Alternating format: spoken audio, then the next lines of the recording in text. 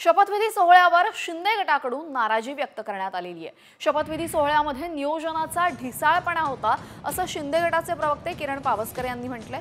तर सगळे मुख्य नेते मागे बसले होते, स्टेजवर पक्षाचे नेतेही हवे होते अशी खंत पावसकरांनी व्यक्त केली।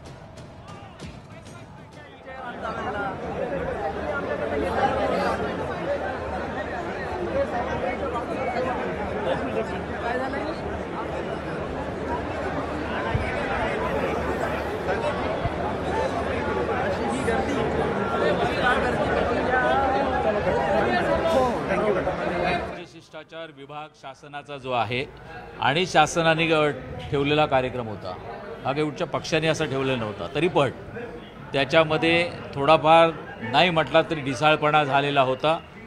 आमचे सगळे मंत्री जे सिनियर मंत्री आहेत त्यांची पण बैठकीची व्यवस्था मी स्वतः जाऊन बघितलं, ते सगळे मागच्या साईडला जाऊन बसले होते। आणि साहजिक आहे, ज्या एक नंबर गेटने आपण सगळ्यांनाच एंट्री ठेवली होती, प्रत्येक पक्षाकडे म्हणजे तिन्ही पक्षांकडे काही पासेस येतील असं ठरलेलं होतं आणि त्या पासेस आले। त्याच्यामध्ये आमच्या कार्यालयाला आलेले ते सगळे एक नंबर गेटचे आले।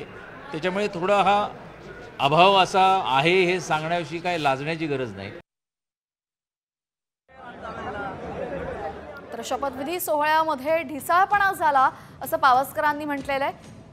पक्षाचे मुख्य नेते मंत्री हे सुद्धा मागच्या बाजूला बसले होते असं त्यांनी म्हटलंय। सगळे मुख्य नेते मागे बसले होते अशी खंत यावेळेस किरण पावसकरांनी व्यक्त केली आहे।